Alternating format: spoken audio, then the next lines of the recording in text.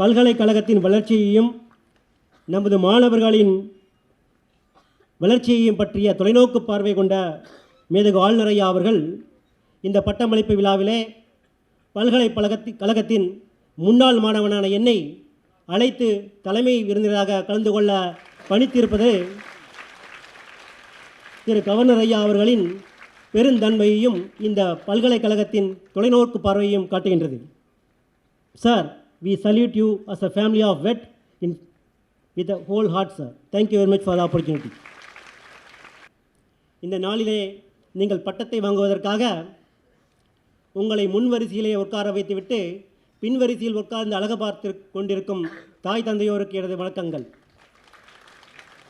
அவர்களை பார்க்கும்போது எனக்கு சிறு சம்பவம் நினைவுக்கு வருகின்றது. 1980ஆம் வருடத்திலே ராமநாதபுரம் மாவட்டத்திலே சிறு கிராமத்திலே அங்கன்வாடி ஊழியராக பணியாற்றிக் கொண்டிருந்த ஒரு பெண்ணின் கதை நினைப்புக்கு வருகின்றது. அவளின் பெயர் சின்னத்தாய். அவள் அங்கன்வாடி பணிக்காக சென்று கொண்டிருந்தார். அந்த சமயத்திலே அவள் கருவுற்றிருந்தாள்.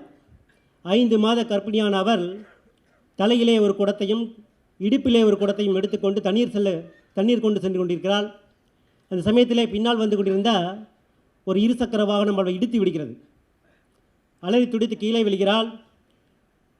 அக்கம் பக்கத்தில் இருந்த எல்லோரும் கூட அவளை ஆஸ்பத்திரிக்கு கொண்டு செல்கிறார்கள். ஆஸ்பத்திரிக்கு கொண்டு சென்ற அவளை பரிசோதித்த டாக்டர், உங்களோட விலா எலும்பு உடைஞ்சிருக்குது, அதனால் இந்த கருவை நீங்கள் கலைக்க வேண்டியிருக்கும், இல்லை என்றால் இந்த வலியோடு வேதனையோடு கருவை சுமந்து பெற்றெடுப்பது மிகவும் கடினமான விஷயம் என்று அந்த தாய்க்கு அறிவுரை கூறுகிறார். ஒரு நிமிடம் அந்த தாய் யோசிக்கிறாள். கருவை கலைத்து விடலாமா, வலியை பொறுத்து கொள்ளலாமா, குழந்தையை பெற்றெடுக்கலாமா, பெற்றால் சுகமாக பிறப்பாரா அந்த குழந்தை என்று அவள் ஆயிரம் யோசனை செய்துவிட்டு எல்லா யோசனைக்கு பின்னர் தன் வயிற்றை தொட்டுக்கொண்டு இந்த குழந்தை நன்றாக வளர வேண்டும் என்ற நம்பிக்கையோடு அந்த குழந்தையை பெற்றெடுக்கின்றாள். அந்த குழந்தை வேறு யாரும் அல்ல, நான் தான்.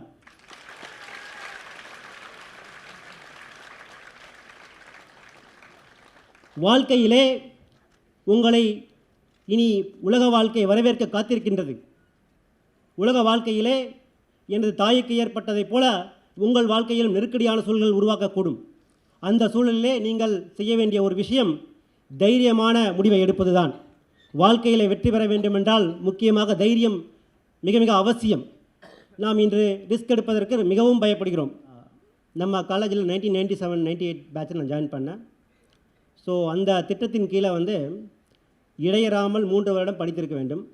நம்ம காலேஜில் 1999 வந்து ஒரு ஸ்ட்ரைக் வந்துச்சு. அந்த ஸ்ட்ரைக்கில் 6 மாத காலம் ஐடிசி என்று சொல்லப்படுகின்ற இன்டெஃபினிட் க்ளோசர் பண்ணப்பட்டது.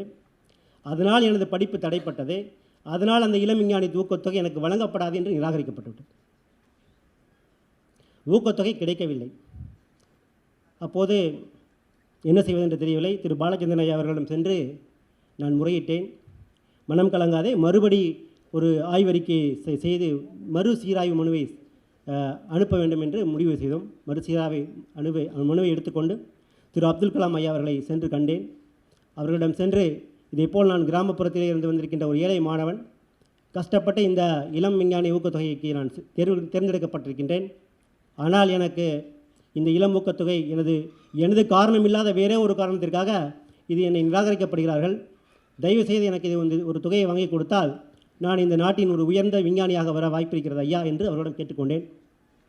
திரு அப்துல் கலாம் ஐயா அவர்கள் அப்போது சென்னையிலே சிறப்பு பேராசிரியராக செயல்பட்டு கொண்டிருந்தார்.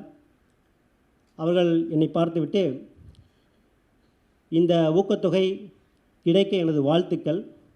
ஒருவேளை இந்த ஊக்கத்தொகைக்கு மறுபடியும் முயற்சி செய்து கிடைக்காமல் போனால் மனம் தளர்ந்து விடாதே, நீ ஏதோ ஒரு வகையிலே ஒரு சாதனையை செய்ய வேண்டும் என்று எனக்கு சொல்லி அனுப்பினார்.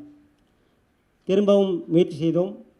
மறுசீராய்வு மனுவும் நிராகரிக்கப்பட்டது. அப்போது நம்ம ஹாஸ்டலில் இருக்கிற நியூ பிளாக்கில் போய் மொட்டை மாடியில் உட்காந்து தனியாக அழுதுகிட்டு இருந்தோம்.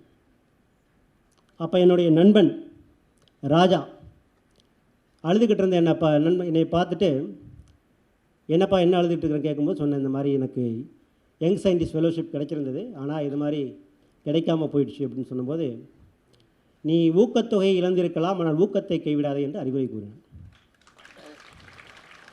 இந்தியாவிலே பல கோடி மாணவர்கள் படிக்கின்ற ஒரு சந்தர்ப்பத்திலே 10 மாணவர்களுக்கு கிடைக்க வேண்டிய ஒரு தொகைக்கு நீ தேர்ந்தெடுக்கப்பட்டிருக்கின்றாய். அதனால் இந்த நம்பிக்கையை விதைத்து கொண்டு முன்னே செல்லப்பார் என்று எனக்கு அறிவுரை கூறினார். அந்த வகையில் உங்களுடன் இருக்கின்ற நல்ல நண்பர்களோடு நீங்கள் தொடர்புகளை வளர்த்து கொள்ள வேண்டும்.